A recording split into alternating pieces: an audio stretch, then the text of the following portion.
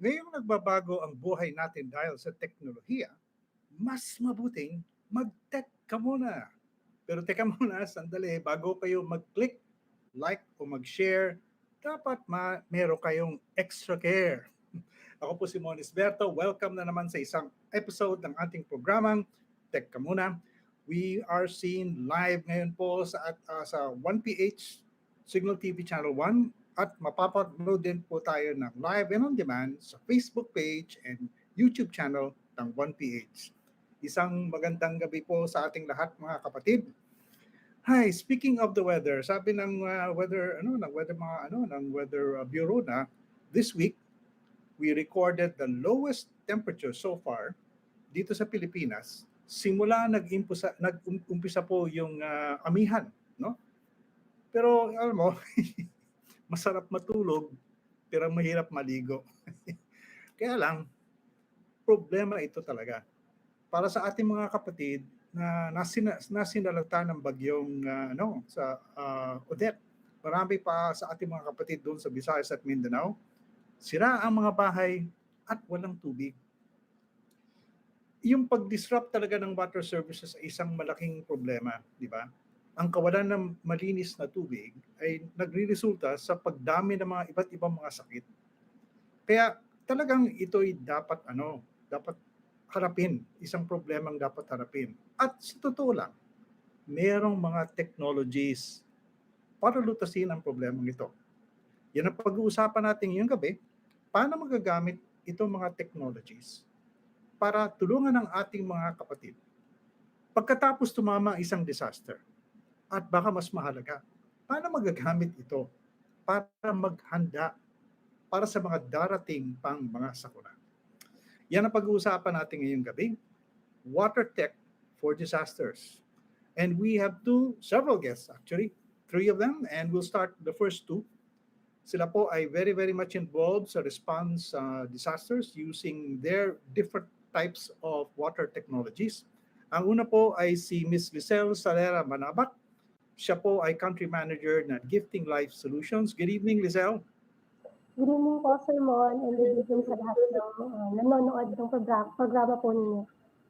Thank you very much for joining us tonight. At kasama mo ngayong gabi si Don Japet Teves, Director for Outreach Programs of the Silliman Water Ministry of the Silliman University. Don, please join us. Okay. I think we're having a little connection problem now with Don, but we'll proceed, no? He'll join us in a short while. Meron lang siyang inaayos. Okay? So, well, Lisel, I know that medyo naging busy kayo for the past couple of weeks, no? Dahil nga dito sa Typhoon Odette, no? Pero let's start with the basics, no? Ano ba ang Gifting Life Solutions? Ano bang ginagawa ninyo? Yes, Sir Mon, Gifting Life is a brand created to address mga basic needs. No? So, we are curating different technologies from around the world, and we look into ano pa yung mga needs ng mga communities at inuna ho namin yung tubig. And because, of course, water is life. And napag-usapan na ho natin yung disasters sa panahon ng sakuna, yung tubig ho, ang isa sa pinaka-unang-unang pangailangan ng tao na talagang nawawala. So, for us, Gifting Life, we have curated different products that will help filter water, make water safe to drink, and that has been very evident noong kasagsagan ho ng Bagyong Odette, kung saan yung mga water filter ho namin ay dineploy ho namin sa iba't ibang lugar sa Visayas, Mindanao, na affected talaga noong bagyo. So yung technology na yun ay membrane filtration, and I think we'll be talking about that more tonight po. Sige, pag-usapan natin mamaya ng konti yan na no, Lisel. Oops, biglang nawala na naman si Don. Anyway, sige, tuloy natin, no. You started it already, no. Na meron kayong mga technologies, water technologies na dinadala. Pero ang understanding ko kahit walang disaster, inaano nyo ito, ano, you are propagating itong mga technologies na ito? Meron kayong mga ganong klaseng programa? Yes, sir. Well, on the business side, we distribute them as products for households, for offices and industries, and we also do our CSR on top, which is we call it water for all. So yung water for all na iyan, we recognize na maraming komunidad ho dito sa Pilipinas na hindi ho walang access sa clean and safe drinking water. Maybe because yung area nila ay talagang malayo, or yung pinaka-connection ng tubig doon ay hindi ho ready to drink. So, yung water filters po na ito ay useful sa pang-araw-araw ho na pangangailangan ng mga community na ito. Lalo na kung may disaster. So, everyday use at the same time, the responding during disasters, yun ho yung tinitingnan namin sa mga programa namin sa Gifting Life. O sige. Okay, can you describe, here, nandito na si Don. Don. Good evening, Hello, Don. good evening. Okay. Sorry talaga. Finally, mabuti na kasama ko rin. O sige. Let's start, no. Don, let's introduce yourself at saka yung Siliman Water Ministry. Ano bang ginagawa ninyo? Parang brief introduction of your organization. So, good evening po sa lahat. Happy New Year po. My name is Don Jafet Teves, consultant po ng Siliman Water Ministry. Basically, yung ginagawa namin is to serve and give clean, drinkable water sa community natin na walang masyadong access sa mga malinis na tubig. Tapos, yung isa sa pinaka-main na namin is objective is in terms of my disaster, dapat pwede kami mabigay. Tulad ng yung ginawa namin na solar pure para sa lahat. Ayan, ito yon, no? Yes. Sige. Pwede bang ipaliwanag mo muna very quickly, Don? Ano ba ito? How does this work? These machines work and this is powered by solar. Basically, ito yung parang if you could imagine na isang water system filtration, parang yung nagbibigay nagpo-provide ng mga malilinis na bottled water sa atin. Basically, pinaliit na lang po namin ito in a single cart. Parang lahat na makikita mo sa refilling station, nandito na sa isang cart. So anong And ginagawa? this is also, ang maganda ko dito is, ito ay powered by solar. Hybrid po ito. Okay. It can do solar and it can be just plug into the AC. Okay, so pwede rin generator kung merong kuryente. Pwede po. Okay. Pero very briefly, pinakita niyo yung cart. Ano yung mga makinarya? What are the devices dun sa cart and how does it work? Para lang maintindihan ng ating mga kapatid. So, basically, makikita na po natin sa pictures is may isang 1.5 na horsepower po to, water pump. Tapos, Okay. ang main parang ingredients nito is yung UV light. May dalawa po tayong UV light na ito yung pinaka-importante kasi ito yung nagpapatay sa mga bad bacteria. Tapos may solar tayo, may battery for storage of energy. Then we have a tank. So in case of mayroong hinging at least mga 1 liter or 2 liters, hindi na kailangan mag-on ang solar kasi may storage na siya ang tubig. Pwede inumin. Okay, pero kung meron kang ganitong setup, saan mo kukunin yung tubig? So ang maganda po nito is pwede natin kukuha tayo ng tubig from the deep well, from the river, and yung sa mga water tank, and yung mga sa truck na nagdi-deliver ng mga yung malalaking truck na may laman ng mga tubig.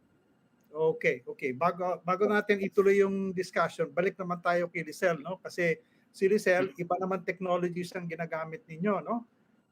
Can you please explain quickly lang, Lisel? O sige, what type of water filtration ang ginagamit ninyo? Okay po, membrane filtration ho yung tawag. No? So, merong mga threads or na dinadaanan yung tubig na may mga nanopores, napakaliit na mga pores. Yung pores na yun ay mas maliit pa sa viruses and bacteria.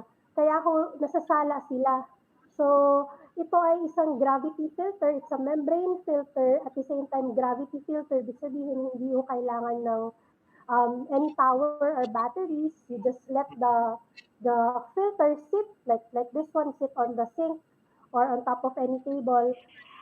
Kailangan ibuhos lang yung tubig, no? Pwedeng rainwater, tubig galing sa balon, um, from rivers, from lakes, even from ponds. Just wait for it to flow down to the clean water tank. Yung filtration na ho ang nangyayari sa loob. Okay, Lisel, yung pinakita na video just now, no? Ano yun? Parang pang family size ba yung yung device na yun? Pang pamilya yun? Yes po, pang pamilya yon. Family size device, it can generate 30,000 liters of clean and safe drinking water. So yung 30,000 na liters na yun, kung ang gagamit is a family of 5. So mga nasa at least 5 years po nilang magagamit itong device Ganun, na ito. ganun katagal, ganun katagal. Opo. Okay. So, ito, kumbaga wala kang kailangan na makina kasi gravity flow lang yan, hindi ba? Mhm. Okay. No chemicals, no machineries, no UV lights needed. Filtration lang talaga. Okay, okay. So parang ito, we have different devices, Don at saka Giselle for different scales di ba? Don, yung ginagawa Oh. mo, yung ginagawa ninyo diyan sa Silliman Water Ministry, mukhang pang isang community ata yung yung device na yun, tama ba yun? Opo, it really serves the community po talaga. Yung main goal po talaga na is to serve the community. Okay, okay. Kasi alam mo, kaya naman one of the main reasons I wanted to have this episode or this discussion, kasi gusto ko makita ng ating mga kapatid yung mga solusyon na available nandiyan na, no? Na pwedeng halimbawa ako, isang pamilya, pwede ba akong makabili ng ganyan na yung pinakita mo kanina, Lisel, na family size na filtration? Pwede ba yun? Yes po, we sell po to our regular customers. And ang kagandahan ho nito, Sir Mon, bawat product o bawat produkto na bebenta namin, a part of it goes to our clean water fund. So itong water fund na ito helps pay for the same filters to go to families na hindi ho nakaka-afford ng equipment na yan, especially during disasters. So So meron you're kayong not just buying for your family but for disaster preparedness as well. kasi parang we'll talk a bit about a little bit more about that aspect, no? Kasi parang ang nangyayari madalas, hindi ba, Don at saka Lisel, dumarating lang itong mga tulong na ito at saka technologies na to pagkatapos ng tumama yung sakuna. Hindi ba mas maganda na kahit walang sakuna kumbaga nandun na itong mga gamit na ito? Don? Oh. Oo nga, yeah. Yan yung magandang idea. Being a person with a visionary aspect of life, dapat mag-isip tayo na we just think na yung hindi na yung mangyari hindi lang ngayon. Dapat prepared tayo the next day, the next week, or ganyan na. At least the future purposes, ready na tayo sa lahat ng bagay. So, actually, this unit started way back 2013, yung nag-Yolanda sa Leyte.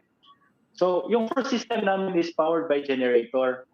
Mm-hmm. Then, until yung mga the availabilities of the technologies, mga solar, anywhere in the local LGUs, makikita ko lahat yung mga equipment for the solar units. So, yun, parang nag-isip kami, what if mag-switch tayo ng solar? Kasi sometimes it's sa area na heavily devastated by the typhoon, sometimes mawalan tayo ng gasolina. What if mawalan ng gasolina?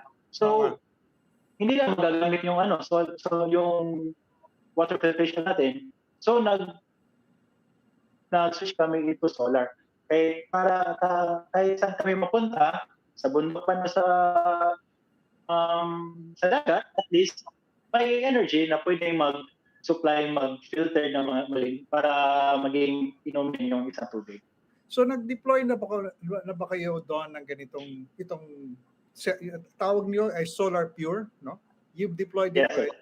no? Saan niyo dinala itong technology na to?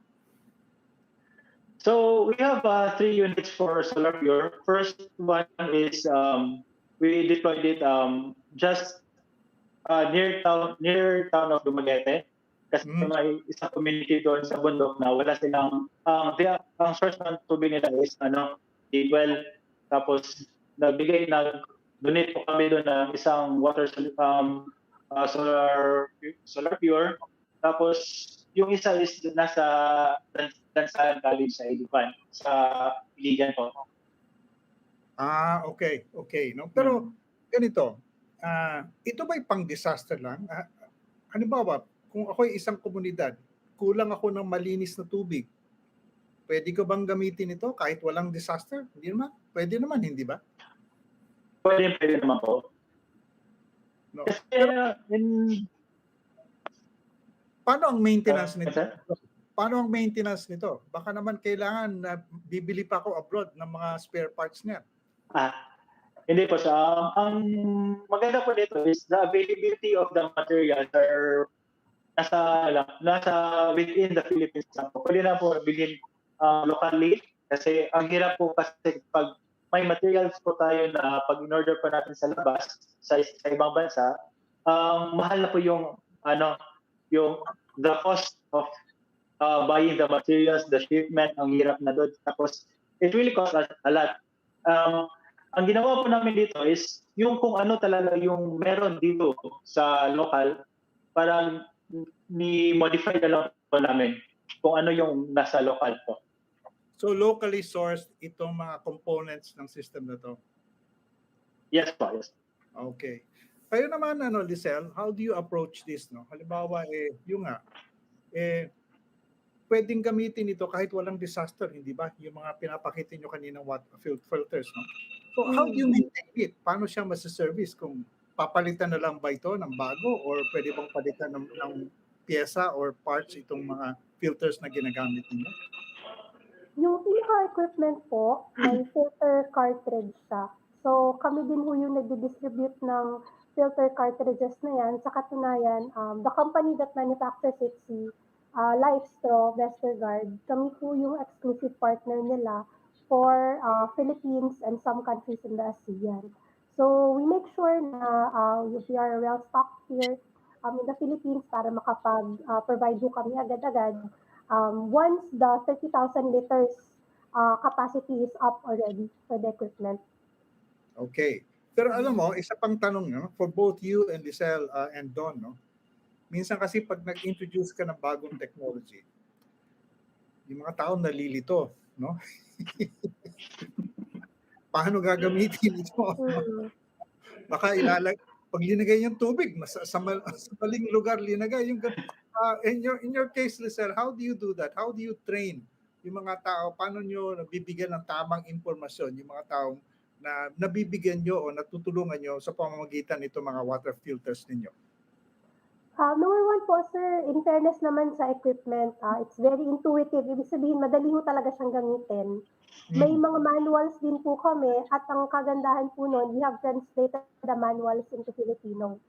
So, may Filipino guide, infographic guide po kami.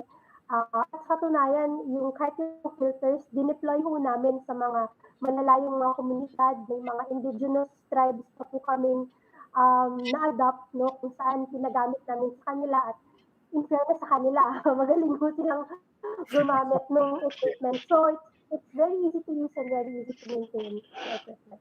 Well, but the reason I asked this question, Lisel and Don, is kasi tubig ito eh. Di ba? At medyo maselan. at gusto mong, tiyak na, kumbaga, pinapalinis mo yan using this device, yung tubig, dapat talagang malinis siya, di ba?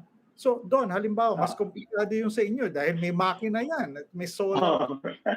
So paano nyo natitraining yung mga tao para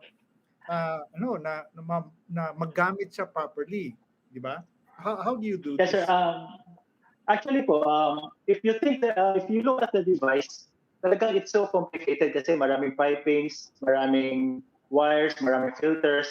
Pero Mm, if you dive into that, it's so easy na lang po. Kasi once you connect the hose from the source to the main source, switch on lang yung panel, yung main breaker, tapos yung power switch button niya. Once na it will switch on, boom, automatic na po yan. mhm. Under na po lang siya. So, ang maganda po dito is, even 15 years old, below 15 years old, it can turn on this device. Ang ang maganda po nito is, pina-simplify lang po namin itong, yung mga wirings nito or yung mga um, the steps na paano i-connect ito. Kasi, ang hirap if we put this into a certain community, tapos it's so complicated na pag-connect, marami pang i-connect, parang, Mm. parang makaksaya lang ba? Or mabaliwala kasi ang hirap i-turn on, ang hirap i-connect. So, ang ginawa namin to is, it's so very easy lang, is just to connect the hose from the main source, switch on the circuit breaker, and turn on the main switch. So kumbaga, The- in a way, plug and play na yung sinasabi mo dito. yes, sir. Plug and play. Kasi ang maganda po dito, sir, is another thing is we put a bladder or the tank itself because nilagay po namin yan is para po pag ito yung parang tank na yan, once na napuno na po yan, automatic na po siyang mag-turn off, mag-trip off po siya at a certain level, at a certain PSI. So if pababa naman yung PSI niya, automatic na po siya mag-on. Okay. Balik tayo sa iyo, Lisel, no? O sige, mas simple yung device mo. Ano naman ang, kumbaga, response o reaction or feedback na nakukuha mo doon sa mga doon sa mga tao na binibigyan niyo nito mga water filters na ito? Nagkakaroon pa sila ng problema o talagang wala naman, madaling gamitin talaga? Mga a few questions lang naman po. Like halimbawa, tatanungin nila, paano ba namin hugasan yung unit? Kasi maintenance, yung mga ganon. So Oo, sinasabihan sabagay. naman sila, nasa manual naman yan, but usually kasi yung maintenance part nasa likod. So siguro pagkatapos ng assembly, hindi na nila binabasa yung buong manual. So sinasabihan namin sila, okay, you do this, you wash this way, Mhm. nakukuha naman nila agad. Opo. Well, kaya ako makulit dito sa mga tanong na ito, Lisel at saka Don, is kasi in my experience, no? Kasi disaster preparedness advocate ako eh. Alam mo yung maintenance ang isang malaking issue, no? Lalo na sa mga komplikado na machinery or technology kasi kailangan regular eh. Halimbawa, kung kailangan linisin, dapat linilinis tuwi-tuwi na, hindi ba? O kung makina siya, dapat tinitignan siya, meron siyang inspection or may so how do you overcome that problem? I think the challenge is bigger for you, Don, kasi maraming moving parts mo, yung setup mo. How do you address that? Oh, Nag-training rin ng tao.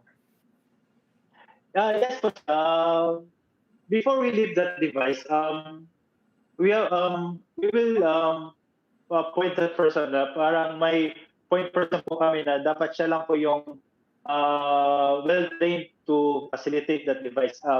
So, to cope up with that, ginagawa po namin is, yung basic approach na po yung ginagawa namin, tinuturo na po namin is yung mga filters po, yung cartridge po namin, is dapat nililinis siya at least twice a year lang po kasi if you parang if palagi po siya nililinis yung cartridge, naninipis po, tapos ma mas madali makaka-penetrate po yung mga sediments. In terms din po sa mga ano, sa water pump, parang seldom na po yung parang it's mahirap po talaga, mahirap siya mag-troubleshoot, eh. Parang we are confident po na talagang it will serve its purpose po talaga for the community. Okay. Okay.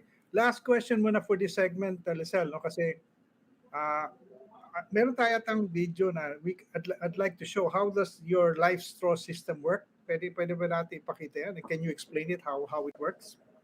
Yes, sure po. Ayan. Ayun, so this is one case of a family around the rural area here in Mindanao. So, yung tubig na lumalabas sa gripo nila is nag-yellow, no? So, Mm. ginagawa nila, nag-iimbak lang sila. At the same time, nag-rain catchment din talaga sila. So, naging practice na nila na mag-ipon ng ulan.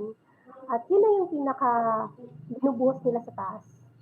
Um, so, itong mga nanay na ito, they're also connected via social media. So, we also have materials, may mga video tutorials din po kami para sa kanila.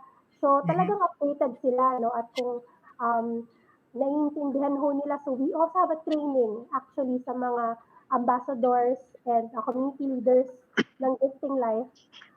Tinuturo namin sa kanila ito, no, how the filters work, ano yung technology behind, para hindi mo sila matakot kasi yung tendency with technology minsan na-intimidate sila or hindi nila magets, no, oh, bakit naging malino yung tubig? Baka, dinojoke lang tayo nito. Ganito. Wala na ba talagang virus yan? So, yung doubt sa part ng user, which is normal. Normal lang naman sa atin no, na matakot pag hindi natin talagang lubos na naintindihan. So, we do give trainings and workshops. So, naintindihan nila ano yung nasa tubig, anong kinaibahan ng bacteria sa virus, sa ibang contaminants, gaano ba ito kaliit. No? So, now that they know better na yung filter pala, may nanopores, so maliit, nanometer size pores, o na mas maliit pa sa viruses. So, nakikita, yun pala ang picture ng virus. So, yung learning ho na yun, mas nakakatulong para hindi nila makalimutan kung paano pag-handle ng equipment properly. Tinuturo din nila sa mga anak nila at saka mga kapitbahay. Ganun. So, for us, it's been very fulfilling doing Water for All kasi hindi lang talaga siya using the unit. We're also able to help them learn more about technologies, about things that they can teach their children. Okay, okay. Sige, Lisel, Don, no, we're going to take a break, no? Magpahinga muna kayo sandali, pero we will bring you back later on in the show to answer questions from our audience. So mga kapatid, wag po kayong malis. We have another guest coming up soon, and right after this break. We'll be right back.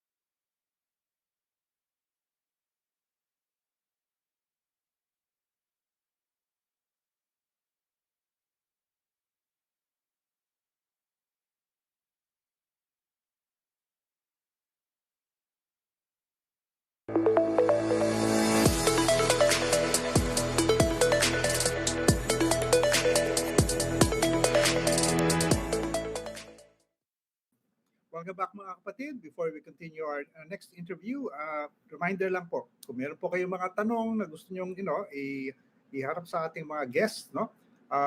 Punta lang po kayo doon sa Facebook page ng 1PH Signal TV at saka input nyo doon so that we can pick it up and we'll ask them later on during the program. Now, our next guest, ibang perspective lang, same subject pero from a different perspective, no? And very, very qualified to discuss this matter from a planning standpoint naman. Ang guest natin po ay si Mr. Paulo Alcazaran. Siya po ay isang architect and urban planner. Good evening. Good evening, Paulo. Thank Good you for evening, joining. Mon. Maraming Thank you. salamat. I hope you heard the discussion we had earlier, no? With Lisel at saka kay Don. Yes, very interesting. Kasi ang madalas na nangyayari sa atin kumbaga post facto, hindi ba? Pagkatapos na nangyari, sige takbo, magdadala tayo nitong mga gamit na ito. Pero ang pinakamahalaga and the most effective way of dealing with these kinds of problems like water is preparedness, di ba? Maghanda. Kaya yun ang gusto kong tanungin sa iyo. Yun naman ang planning naman talaga ang ang specialization mo. So, okay, kung ako isang household, o sige, may bahay ako, or isang community, or ako isang local government unit, no? Ano bang dapat isipin kong dapat gawin, no? Tungkol sa issue nito ng tubig, kung madi-disrupt ang normal water supply service, what can I plan or prepare para meron akong solusyon na hindi ako parang nakatiwangwang na walang magawa? How do you approach it, Paulo? Well, there's only one word. It's storage, water storage. So, ang kailangan natin is how to, if water service disappears, walang pipe water o walang source ng bottled water, kailangan may nakahanda na stored water. And for individual households, this can be rainwater na iniipon or water na iniipon mo sa your pipe service into a cistern, o kaya kung yan yung mga drum, mura lang bilhin tong mga drum. Each drum is about 200 liters, 3 drums is 600 liters, so you can store for emergencies, no? Especially ang maganda ngayon na may warning na tayo sa mga iPhone, hindi kagaya ng dati, hindi mo alam kung kailan darating. Ngayon kasi it's much better, and you have international weather services na natin na darating, so pwede na tayong mag-store. So from a household point of view, from a community point of view, barangay point of view, even from LG point of view, ang issue niyan is how to build enough storage in your houses, in your barangay centers, in your municipios, and your city. So at different scales pwedeng i-address to. So sa barangay level, this can be also in movable tanks. Kagaya ng sa Dumaguete situation where it's movable, pwede naman gawing movable mga tangke na mounted on wheels na pwede mong dalhin kung saan kailangan. I've seen this before in pre-positioned MMDA, I believe, has some of this. Pero sa ibang mga munisipyo natin, I mean, we have 1,500 towns in the whole of the Philippines. This can be prepared.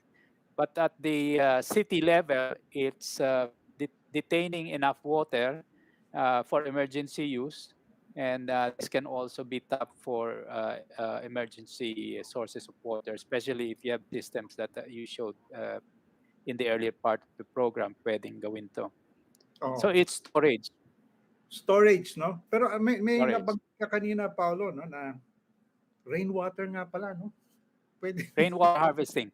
So libre yung tubig na galing sa yung tubig ulan. Nasa sayang lang yan. At ang kagandahan ng sistema na ganito, yung mga cistern na to na galing sa bubong nyo, dadaan sa alulod at saka sa PVC pipe na to, nakakatulong to sa mitigation sa flooding, nakakabawas sa baha. dahil kung lahat tayo nag-iipon ng stormwater, rainwater pag bumabagyo, kunyari 200, 400, 600 liters per house, malaking tulong to para hindi ma-overwhelm yung ating drainage system. Kaya bumabaha sa mga lungsod natin, sa mga munisipyo natin dahil napakalawak na yung urbanization. Wala nang kapasidad yung lupa na i-absorb yung tubig. Diretso to sa mga kanal at mga drainage pipe na hindi naman dinesign na tanggapin yung peak load ng mga typhoons ngayon na sobrang lakas, no? So detention at the house level at saka sa community level or district level is can address two problems. One is a source of water for emergency use.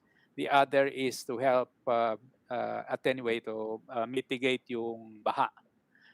So stormwater management as well as emergency water source can be addressed by these systems.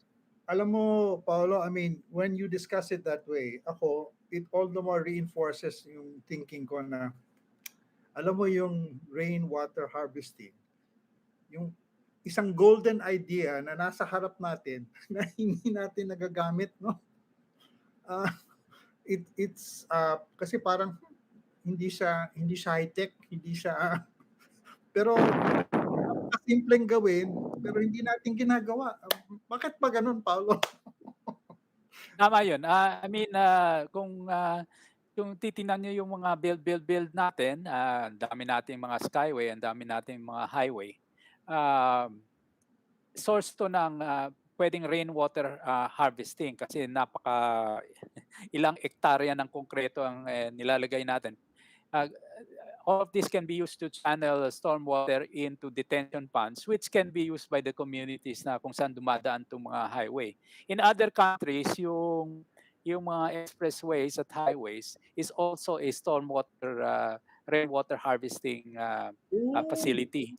And so what can be done is to require the PPP operators to build storage every few kilometers. Kung hindi, ang gagawin nila is i-channel nila yung tubig baha just to the rivers and to the streams at nawawala to. But if you detain the water in detention ponds, mura lang naman yung this is like an artificial lake that can be used as a source of water for irrigation of communities, for emergency water, for fire water, para ma-contain yung ano. So it's what is called the Sustainable Urban Drainage System, SUDS. Yan ang target ng mga city planners ngayon is to have SUDS in all of the infrastructure. So hindi lang green infrastructure, it's also blue infrastructure. So green and blue Green and infrastructure. blue. Yes, which will kasi ang infrastruktura natin ngayon puro gray, puro konkreto. Pero kailangan palitan natin yung paradigm in that it must be also green and blue. Parang ano yan, UAAP, meron ka ng green, Lasal, meron kang Ateneo. Yes. Para ano? Para Kulang na lang ng Para kulang na ng UP. Maroon. Pero balikan natin yun. Kasi ayun nga, yung it's a very powerful idea, very simple idea. It's right in front of us pero hindi natin masyadong na-implement. Pero ano na ba? Nagbabago na ba yung ating mga rules and regulations sa building, no? Sa para mas maging mas magamit yung prinsipyo na water harvesting? Stormwater management is already front and center sa mga priorities ng planning offices. Ang ano lang is that most of our city planning offices, CPDO and municipal planning offices are all young offices. It's only in the last 10 years na staff ito with properly trained environmental planners. So we at the Philippine Institute of Environmental Planners have been running seminars on green planning as green and blue planning, and we are also introducing all of this LUDS, as well as the concept of sponge cities na nag-absorb yan ng tubig, baha, tubig, rainwater harvesting, yung lahat ng ating mga lungsod. And this is to manage resources. So water resource management is part of the priorities in city, municipal, as well as regional planning. We have the laws already.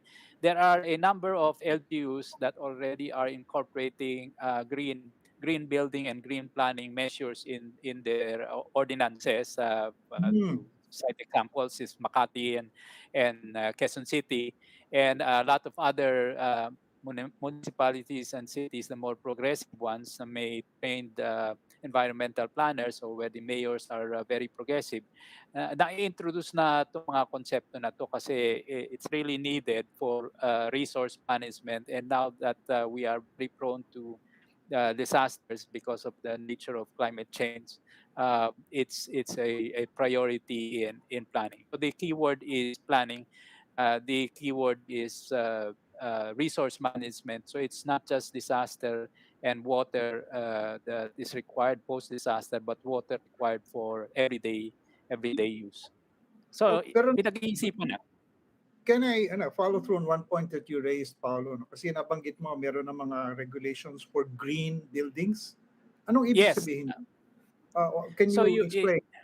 itong green buildings is to be able to build using resources that will not compromise the need of future generations for these same resources. One of the Hmm. resources is, of course, water, Hmm. amongst other things, no?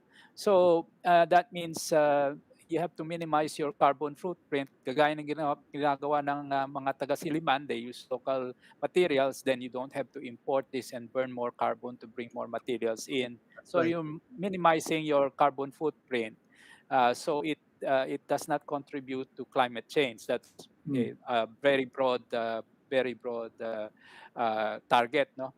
But green building is how to reduce your dependence on air conditioning, how to orient your buildings and your sites, how to incorporate open spaces in all your design para mabalance yung built at saka yung natural environment. All of this to reduce dependence and energy uh, uh, consumption of energy for artificial ventilation or cooling, for the provisions of services. But So part of this is stormwater management for so, secondary uses. Yes. how does that apply to water? Specifically, Paolo. Kung pag Yes. sinabong green building, Yeah, what does yeah. it do for water? Yes, BERDE, or the local protocol for green building, already awards points for buildings that have one of the main points is stormwater, rainwater harvesting. Hmm. So rainwater harvesting as a component is already required for BERDE green building certification. Hindi ka pwedeng bigyan ng rating kung wala kang rainwater first is storage. Aside from storage, the reuse of the stored water by tinatawag lang gray water usage o double piping. I-link mo yung storage mo sa mga banyo nyo, sa mga utility or service areas Yes. na pwedeng gamitin pang dilig ng halaman, pwedeng gamitin pang linis ng kotse, pwedeng gamitin pag flush ng toilet. So may reuse, short of filtering it for consumption by people. In a disaster, you need to filter for consumption. But in Uh, regular water harvesting, secondary use is good enough. So you can incorporate that. Aside from that, if in a larger context of community design or urban planning, the rainwater or stormwater management, lahat ng tubig baha na bumabagsak sa mga kalye, kailangan i-channel to sa mga tinatawag nating swale or rain gardens na pwedeng ma-consolidate sa detention pond, either a detention pond o dapat siguraduhin mag-infiltrate sa groundwater para yung aquifer natin sa ilalim hindi lang ang surface water ang Mhm. concern natin, pati yung groundwater, Sa which is ilalim. the Oo. underneath sa Mm. ilalim. Ito yung source ng mga balon natin, mga deep well, mga ano, and it's part of the balance and environmental balance na palaging nare-recharge yung tubig sa ilalim. Otherwise, naapekto yung kapasidad ng ating mga creeks and rivers for water flow. So it all has to be balanced. So all of these are in the requirement for green building O sige, and ito naman planning. ang tanong, and I'm sure this is in the minds of many people, no? Gastos, the cost, okay? Sa nakikita nyo, how does the economics of this add up, no? Kasi gagastos ka, magtatayo ka ng storage. But on the other hand, mababawasan yung paggamit mo ng tubig, no? At least yung secondary usage, imbes na gumamit ka ng tubig galing sa tubo, pag nagdidili ka ng halaman, halimbawa, pwede kang gumamit ng rainwater. If you add all of this up, Yes, nakakadagdag gastos ba ito o nakakatipid ka? What do your studies show? may medium and in medium and long term, it is cost effective to introduce green building and green planning initiatives. No, uh, Mhm. kagaya ng sabi mo, once you need the water, and if you don't have the storage, then you have to bring it in. Kailangan i-truck mo, and it's Mm. more expensive to do that. But Mm. if you already have it there, the cost of the cisterns is already embedded into your initial capex, initial cost. And again, because the systems, say like the other technologies that you showed, if you if you if you're able to scale it, and then provide it at quantity, then the cost per system goes down. Kagaya ng yung pump system ng Siliman. The challenge I see in the Silman system is scalability and mass manufacture. If you look at the live straw technology, it's already evident na they're mass producing it because you have industrial design input. The technology of Siliman looks like it works, but it needs a more user-friendly UI or user interface. And this is where institutions like Design Center Philippines can help to put design input. Magandang engineering, ang kulang yung design. Aha, If you look at okay. the live straw, it's very user friendly, intuitive Mhm. yung paggamit. I think that a lot of our good engineers need collaboration with industrial designers, and there is an association of industrial designers in the Philippines that can help uh, add that yung design input for user interface and manufacturing scalability. Unless it's scalable, then manufacturers won't be interested in making enough of this. The need is there. Na identify na yung need, and then what is required really is to a bit more tweaking sa urban design, industrial design aspect. So all of this will be beneficial to, so therefore, yung cost effectiveness of green systems eventually will pay for itself. All of this will pay for itself. Sige, sige. Thank you, Paolo. Now we'll take a break at this point, no? But won't go away. We'll bring you and the other two back, our other two guests. Mga kapatid, we'll be right back.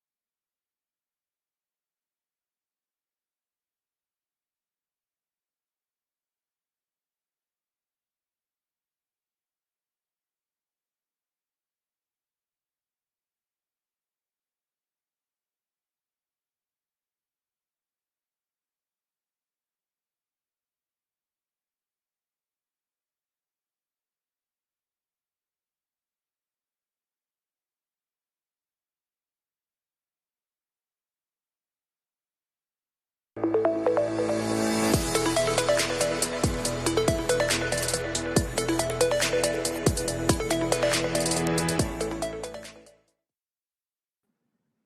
back mga kapatid. Umuulan na po ng mga tanong, no? Dami na pumapasok dito sa Viber namin.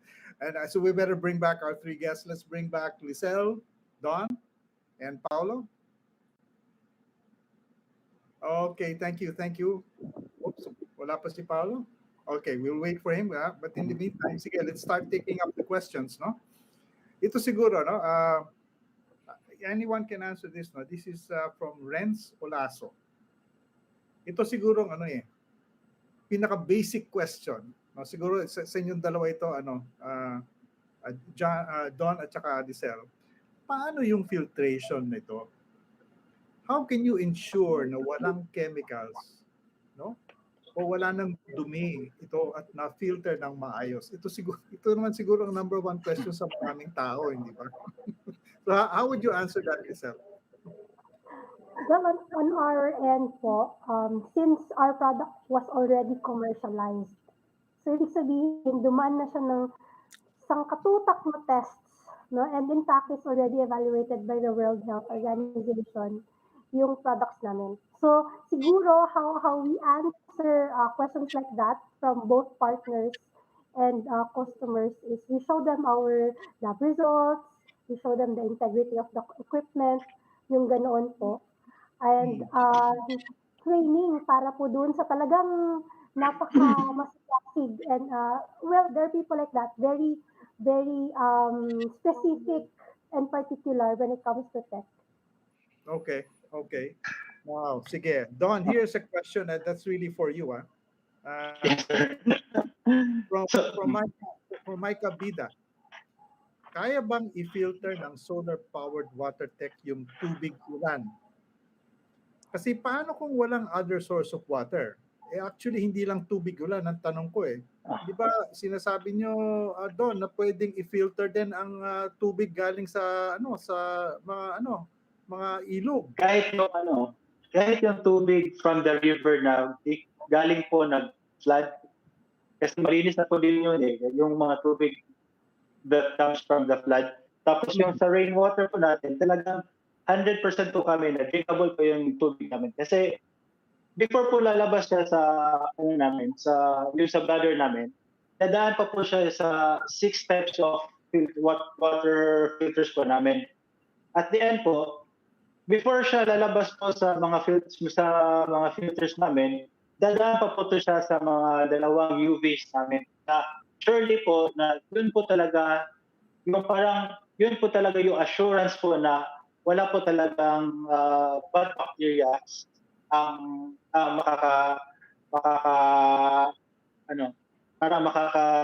yung lalabas po talaga yung mga bad bacteria po talaga ay mawawala. Okay. So, but I suppose that in both of their cases, Lisel at saka Don, you're following the WHO standards, no, for water filtration. Yes, sir. Okay. Sige. Okay, let's go to another question. If I may, Mon, about filtration, may isang ginawa ng noong after the tsunami in Indonesia, and tens of thousands of communities were affected. What the UN did in rebuild the communities was also to establish rebed filtration systems. These are systems na kung saan idadaan yung maduming tubig to the root of native grasses, grasses like kogon. So they were able to construct what is called reed bed filtration systems. Part to filter septates, but it can also be used to clean water. And all that's required is about 5 to 6 cubic meters of root system in a family lot, at idadaan yung tubig sa root system na yan. At they had experiments dito sa Batangas na gumawa sila ng reed bed system. Ang lumabas na tubig at the other end is close to drinkable. Pwede ilagay sa live straw. So any source of water, but you again, like you said, it will have to be pre-constructed but the cost of the reed bed is just the cost of these grasses, which are cogon is available everywhere, and Oh. the Asian Development Bank also has it's the you can find it on the internet. If you look under reed bed system, you will find kung paano pwedeng gawin to. Well, ayun ang maganda doon sa punto mo, Paolo, no? Kasi maraming iba't ibang technologies, no? Kasama na ang mga natural technologies na pwedeng gamitin para sa bagay, yung lupa, linilinis ang tubig, di ba? Kaya yung underground water, mas malinis na. Pwede yung sand filtration. Oo. Well, just to make a point, Mon, all of the filtering medium that is used in all of our systems is available locally. Number one is sand.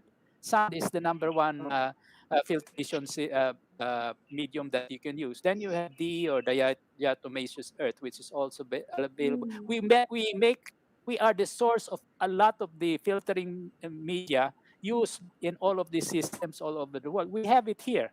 It's just we don't put it together and we don't use it ourselves. Okay. O, sige. Meron kang mabigat na mensahe dyan. Anyway, sige. Ito, isang practical question. Kasi ito, madalas, naririnig ko rin to. From Marge Antoy. Gaano katagal ba pwede mag-store ng tubig? Okay?